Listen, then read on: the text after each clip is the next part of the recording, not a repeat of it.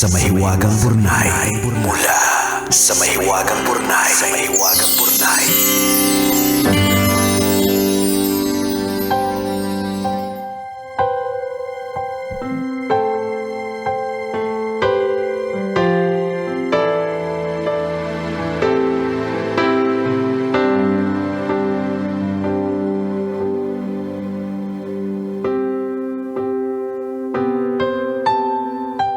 Sa aming pinakamamahal na Grab driver na si Kuya Chester Mabuti. Mabuti naman at nakikinig ka. Salamat ng marami. Pwedeng mag-request? Chester. Pwede mo bang sabihin sa boss namin na nakasakay dyan kung pwede bang siya ang magpakain sa meeting namin mamaya? Charot! Kuya Chester Mabuti, Ayan. mabuti pong ingatan niyo po ang aming boss na Ayan. nakasakay ngayon sa Correct. iyong Grab, ha? Ayan, pakispo sa yung gum smack lang. Aha, walang mali siya. O, makinig ka Kuya Chester, ha? Meron tayong kwento. Okay. Dear Nicole and Diego, ang ating kumikinang na tambalan. Itago niyo na lang po ako sa pangalang Maki, third year college dito sa Maynila. Napasulat po ako kasi gusto ko pong malaman kung tama ba ang desisyong plano kong gawin.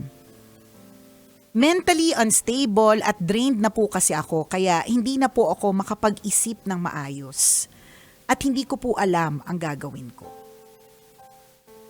Ganito po kasi, galing po ako sa broken family. Yung tatay ko po may kinakasama ng iba sa Bulacan. Ganon din naman po yung nanay ko sa probinsya. Sa aming magkakapatid, ako lang po ang nakapagkolehiyo. Kaya lang lately, naiinisip ko po kung tatapusin ko pa. Yung nanay ko po kasi nabangga at nabalian ng buto sa balikat noong January. Yung tatay ko naman na magayong tuhod hanggang umakyat ang pamamaga sa likod at baga. Dahil may sakit, 1 buwan nang hindi nakakapagtrabaho. Dahil walang trabaho, hindi na nakakapagpadala kay nanay. Yung kapatid ko naman nadawit sa droga kaya pinag-iinitan sa probinsya. Wala naman akong maasahan sa ate ko kahit nasa Maynila dahil may kinakasama na. Idagdag pa dito yung binagsak kong isang subject mula prelim hanggang midterm. Mabuti na lang naibawi ko pa at naipasa. Ang tanong ko po sana, itutuloy ko pa po ba ang pag-aaral o magtatrabaho na lang ako para makatulong sa pamilya? Nasa 20s pa lang po ako pero pakiramdam ko pasan ko na ang mundo. Nakakainis din po yung pakiramdam na walang magawa dahil estudyante pa lang. Hindi ko po makita yung hinaharap. Parang puro hirap at pasakit ang naghihintay sa mga darating na araw. Salamat po sa pagbasa ng sulat ko at sana po ay mapayuhan niyo po ako. Ang inyong kumikinang na tagapakinig, Maki. Isa lang masasabi ko dyan kay Maki. Maki baka, wag matakot! Maki baka, wag matakot! Because fear does not come from the Lord. Yan. So kung hindi galing kay Lord ang takot, Oo. kanino to galing? Ay, naku, nakakatakot!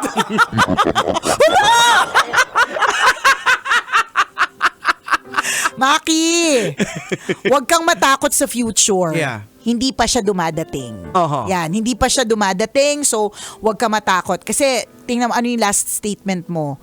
Puro pasakit at hirap ang nakikita kong darating sa akin. Wala pong nakakaalam ng future. Tama. Alam mo ito din yung isa sa mga medyo napapasol din ako dati nung nagbabasa ako ng Bible na sabi ko bakit sinasabi dito na rejoice pag nandun ka sa hirap. Correct! Diba? Alam mo, nung may sakit yung anak ko, tapos sinabi sa akin na matuwa daw ako Oo. sa gitna ng paghihirap. Alam mo, Jex, Diba? promise kung may 2x2 sa tabi ko, Hinampas mo na. Hinampas ko siya parang pako, ganon. Tapos may mga nagsasabi na namnamin mo yan. Oo. Yung pinagdadaanan mo. Correct Very ka. puzzled talaga ako doon. Lalo na kung Totoo. ikaw nandun ka sa sitwasyon. But eventually, makikita mo na parang parte pala siya ng proseso that will Tama. make you stronger. Correct ka. Diba? Titibay ka dyan. Titibay Alam mo, ka eh. nakaka-excite nga, Maki. Walang nakakaalam ng future, no? Pero kung ako lang din ay mag-iisip ng future na nakikita ko sa'yo, ikaw yung tipo ng estudyante na maaari mang na-delay ang pag-aaral, Oo. pero eventually matatapos mo siya. Tapos ikaw yung pwedeng imbitahan ng Correct. university as a commencement speaker. Ayan. Bilang inspirasyon yung kwento mo. Ay, imagine lang namin yung kwento mo before nung nasa 20s ka pa lang. Correct ka. Kasi ang mentally hirap talaga, strained ka. oo. Galing ka sa broken family. Tama. Yung parents mo nagkasakit. Yung kapatid mo nadawit sa droga. Oo. Sumulat ka sa Burnay. Correct ka. Buti na lang sa Burnay. And ngayon, CEO ka na. Correct, di ba? Totoo. Ang ganda ng kwento eh. Sasabihin mo, hindi ko makakalimutan yung araw na sinabi ni Diego Badino na Nicole Yala na namnamin ko yung Oo. nararamdaman ko, di ba? Ayan. Mahirap talaga siyang intindihin. Pero kapit lang. Una, the future has not arrived. Aha. So, hindi natin alam kung ano talaga ang mangyayari sa future.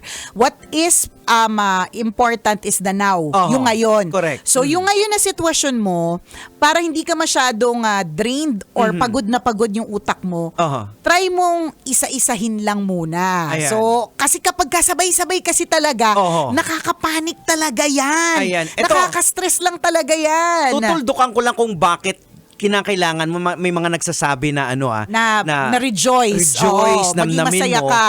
Kasi pag nalagpasan mo to, magwi-witness ka sa ibang tao. Correct. Kaya ngayon, ang napagdaanan ni Nicole kay Princess, di ba? Oo, kung hindi mo alam, si Kuya Chester, mabuti, Oo. nakikinig ka pa ba?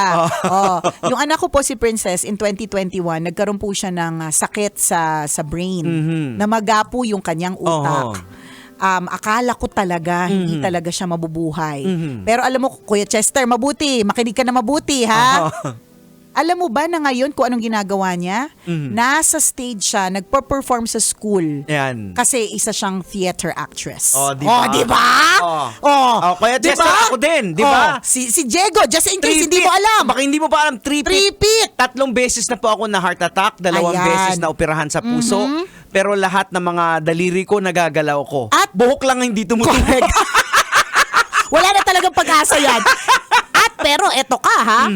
Eto ka. Ganyan si Diego, 3 beses na 3 beses ang heart attack, 3 beses ang opera. Pero wag ka. 2 ang programa niyan sa radyo since October.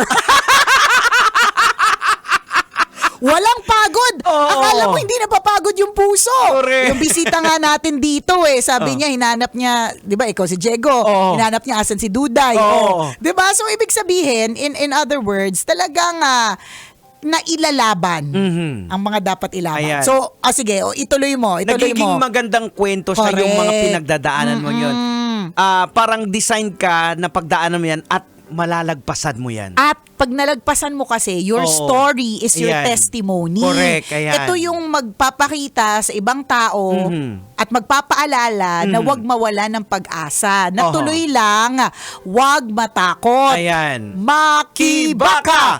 Wag matakot! Makibaka! Wag matakot! Ganon! At saka tandaan Diba? lang natin, Maki, na dapat malinaw din sa'yo na eto kung bakit mo nalagpasan to, hindi lang dahil on your own capacity. Correct. Dahil kasama mo si Lord dyan. Tama, Kasi diba? we are called to be the witness of the glory of God. Yun ang sinasabi ng salita niya. Totoo yan. Ngayon, kung ang tanong mo talaga sa amin, kasi ang dami na naming sinabi, pero ang Oo. tanong lang mo talaga is, Oo. ipagpapatuloy ba ang pag-aaral o hindi? Basic Eh di din. himay-himayin mo muna. Oo. Kung ako wala ko nakitang masama kung at this point na talagang hindi talaga kaya at mas makakadagdag sa stress mo at hindi ka rin makaka-function as a student. Aha. Yung i-delay mo siya, walang masama yun Aha. Walang masama doon, pero sana ituloy mo siya in Ayan. time. At saka Oo. pwede naman since nasa college ka na, pwede ka kumuha ng ganitong units lang muna. Correct. And then magtatrabaho ka. Maraming mga working students Maraming gumagawa Oo. noon. So, hindi mo kailangan nakasama dun sa block section na sabay-sabay gagraduate. Oho. So, kung gumraduate sila ng March, di ba? Octoberian ka. Kung hindi man ngayong taon, pwedeng next year. Kita mo may diba? mga kwento na nag-viral, security guard naging abogado, janitor naging abogado. Correct. Diba? Or di naman kaya, madaming mga posible ding gawin kung gusto mong i-push eh. Oho. Kasi syempre, baka pag na-delay ka, kasi nangyayari din to, ito yung katotohanan. Pag na-delay minsan at kumikita na, minsan kinakalimutan na eh, yung pag-aaral. So ang pwede mo ngayon gawin, saan ba makakakuha ng scholarship o financial assistance? Oho. Ito yung perfect time na maghanap-hanap kasi madaming tumatakbo, di ba? Sino nga ba yung mga Totoo yan. nangangako? Alamin Correct. mo yan, di ba? Oo. Kasi Yung ganun. ako din sa panahon ko, hindi akala ko parang mahirapan ako mag-college kasi yung airpods ko wala nang trabaho dahil may sakit din yung nanay ko, yung sa bangketa lang nagtatrabaho tapos natanggal pa dun sa bangketa. Oh, tingnan mo. Buti naman na kumuha ako ng exam ng scholarship. Akalain mo nakapasa. Nakapasa! So scholar ako for my The whole college life. Oo. Di halata sa'yo. Hindi halata sa bumbunan mo na scholar ka. So, yun yung isa sa mga pwede mong gawin. 'Di ba? Hahanap ka talaga ng financial assistance. Oho. And, Maki, kailangan mo lang ding tandaan na hindi mo to kaya mag-isa ha. Ayan. So, of course, meron kang Diyos na kakampi. Maging open din yung isip at puso at mata mo dun sa mga ginagamit ng Diyos Oho. sa paligid mo para tulungan ka. Walang masamang humingi ng tulong. Tama. Talaga, yan yun eh. Minsan na, kaya tayo hindi nakakausad kasi nahihiya tayong humingi ng tulong. Correct. Oho. Eh, hindi mo nga kaya mag-isa sa ngayon eh. Yes. No man is an island. Ayan. No one stands alone. So, Oh. kailangan, this is the perfect time na, kaya kami ni Diego, fumifreny kami sa mga yayamanin. Kasi ito yung mga purpose nila. Charot, Oo. di ba? Kaya mo yan, Maki, kasi ako naalala ko lang, biglang nag-flashback lang na nung mga panahon pala yun na na nangyari sa akin, yung nanay ko is suicidal na at that moment. May anxiety na. And- Ganyan din, mentally drained. Oo, mentally drained. And eventually, ito, Maki, ang nangyari sa nanay ko talaga is nagbigti yun, namatay siya. So, nag-suicide siya. Pero, nagtatrabaho na ata. Nagsisimula na ako magtrabaho nun. Pero, that doesn't hold me back. Kung ano. Kumbaga, yung nararanasan mo ngayon, yun nga, sabi ko sa'yo, namnamin mo eh. Oo. Kasi malalagpasin mo yan eh. Kasi Oo. alam mo kung pakikinggan mo yung kwento nung kay Diego, 'di ba? Ano yan eh, hindi madali na una to share it na ang nanay ko ay nagpakamatay and mahirap rin to live with that, Yeah. 'di ba? Pero wag ka, minsan may mga talent fee na si Diegong 5 digits. So, lumaban lang. Kaya wag kang matakot. Maki Baka! Wag matakot! Maki Baka! Wag kang matakot. Oo, Maki. Kaya yan. So maging focus lang, Oho. isa-isa lang. Isa-isa lang, tapos tingnan mo lang, kakapalan lang din talaga yung Oo. mukha. Oho. Bawal lang mahihain sa panahon ng mga ganito eh. 'Di ba?